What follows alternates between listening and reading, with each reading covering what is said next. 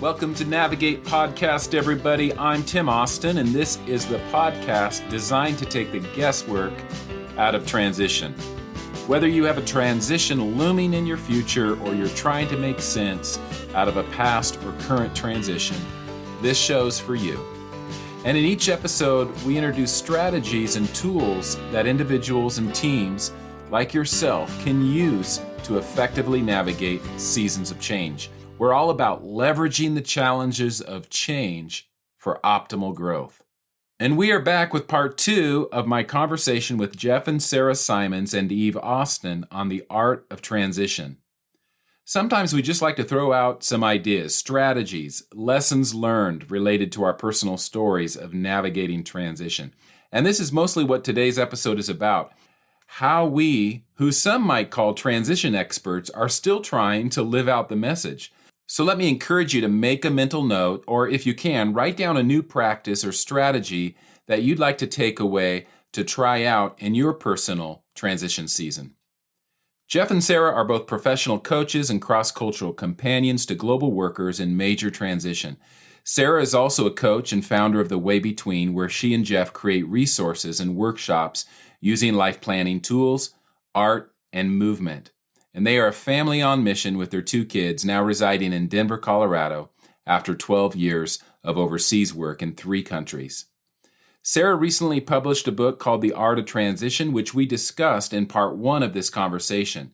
By the way, make sure you listen to the end of this episode because Jeff and Sara wanted to share a free resource from their book. So, thanks for tuning in to part 2 of this conversation called The Art of Transition.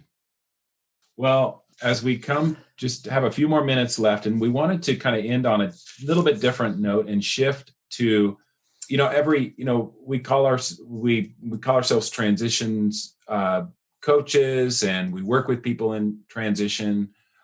Eve is a counselor, but works with a lot of people in transition, and you guys do the same. I do that, but we all kind of have our, background and histories and resources that we've and strategies and tools that we've used and come about, and have kind of added to our tool belt along the way, whether that's by, trial and error, failure, success, the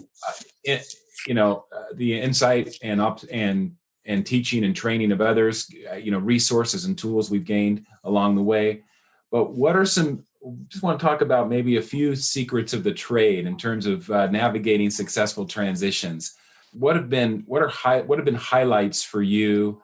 And because much of this has come about by personal experience, and maybe we can just kind of throw some things out there for our listeners, and hopefully there'll be a takeaway for different people, different things for different people in terms of the seasons they're in and the situations they're in, the type of transition they're in. But we'll go ahead and start with you guys. Well, we can just put it out there. We won't start with anybody. Let's just throw it out there. Who wants to go first? Who wants to go first? What are some few tips and resources that can help? I would love to hear from you. Like, what are because you've been back longer than we have. Okay. Well, I still come back to how can I live this out even when I'm not in a major transition. Like, it's been 5 years now, almost 5 years since we've transitioned back from our overseas assignment back to California. Wow. And I think maybe there's probably, if I could come up with a list, I don't have a list now. I've had multitude of lists that I've come up with and checked some things off, and then I add another one. But I think if I could compile all those lists and number them and see how many there are, I'm sure I have a few things that are out there still that need to be checked off, that need to be done, that I need to engage with. So I think transition can be prolonged. It often is prolonged. And I think that for me, one thing I've learned is just the more you have roots in a place and relationships in a place and roots in a place, and a lot of time invested in a place, I think that just intensifies a transition season. Times it can prolong it, and not necessarily in a bad way, there's just a lot to process there. And so for me, I think there was so much, my identity being wrapped up in a place, in a title, in a role that I had served in different capacities, but still in general, I'd served in that role for, 20 years or so. And I think that, then coming back, transitioning back to the States, which, is supposed to be my native land, my native homeland, but it doesn't feel like it. So there's so much. And I still go through those seasons when I feel like, man, I just want to jump on the plane and go back. But I think that just recognizing and being aware of that this is a process, and it can take a long time to process a lot of grief, a lot of loss, to celebrate a lot of things as well, with gratitude, and to cultivate gratitude. I think that's one of the things that I've, a tip, that I would give is, no matter where you're at in transition and how hard it is and how challenging it is, cultivate gratitude, find ways to cultivate gratitude, enjoy the simple things. And that the little gifts of just daily life that God gives us, and make gratitude in that way. And it goes a long way in helping to sustain us through uncertainty. So that would be one area. I think that's a great one. I this isn't just the kind of improv, goofy, comedic side of me, but I feel like I find myself in the place of having to simply speak permission into global workers' lives, to let their shoulders drop and just have some fun and do some simple exercises on gratitude. But especially in transition, like all of us, we just get so serious. And it's a lot to take in. It's a lot to process, right? But we can tend to, just really put a heavy wet blanket on us that's not necessarily needed. The transition kind of throws extra weight on us anyway, right? But those times to just stop and breathe and have gratitude, I think that's great. Yeah. I was just thinking of the metaphor of the ocean. In Tajikistan, we were landlocked. So we were far from the ocean. I had to use my imagination for all those years.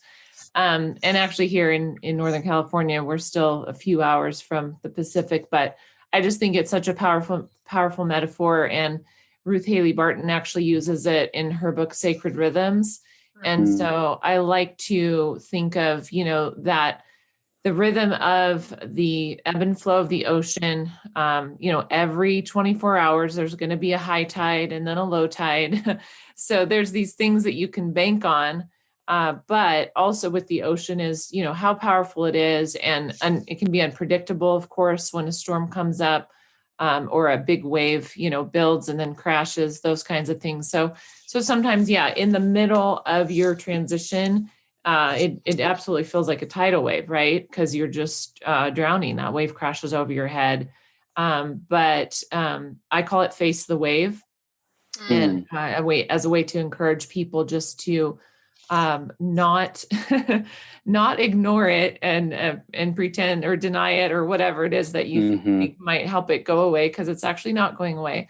But if you face the wave, you can see how big of a wave it's going to be, and you can actually even back up the beach to higher ground and not get drowned by that big wave, which is, I think, what you're saying, Jeff, about take time to just play and relax and, just exhale, all of those things that can really help us to not just feel like we're out there in the big waves and it's going to pull us under, because we are taking a break, we're stepping back from it all. So I love all the really anything in nature and the way that the Lord has provided us with endless metaphors and endless, ways to see how he works and to see how he wants to work in our lives.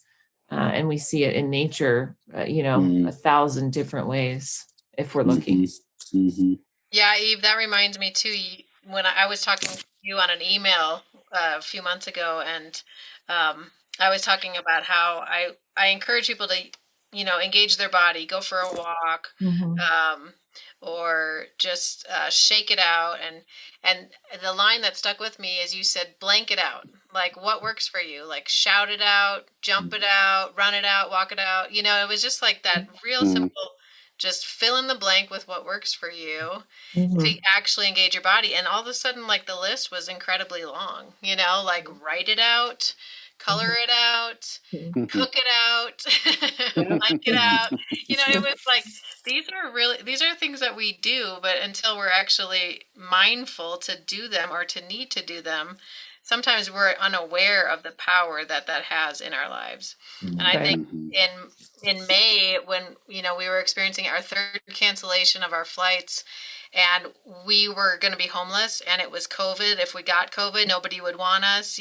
My anxiety was rising to new levels, and I just remember like packing up the boxes and going, okay, I don't know what this is going to look like. And I had to daily remind myself it's going to be okay. Like you're even talking about, like facing the waters, facing the ocean.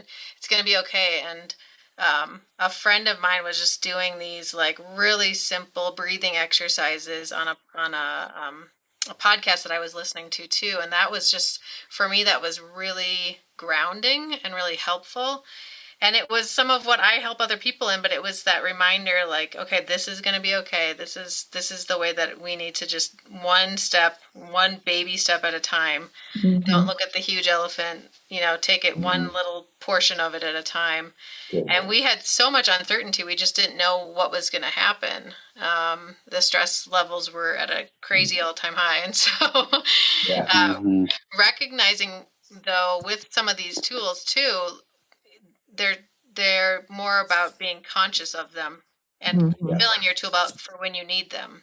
Right. Yeah. Like Tim was saying, with gratitude, I think that was my march, and ever since, really, my my lesson from the Lord is like continue to focus on what is good, pure, lovely, excellent, and praiseworthy. And I would just say that over and over again in some of those stressful times. So equipping yourself with knowing transition is going to happen in all of our lives, and equipping yourself with those tools can be really powerful for when you need it.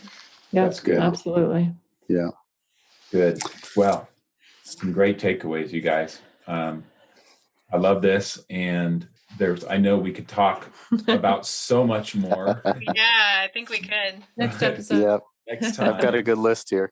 Yeah, we'll keep going. I think we could just do that. Just keep going with the list, But we really, really enjoyed our interaction today with you guys. And thank you. We did too.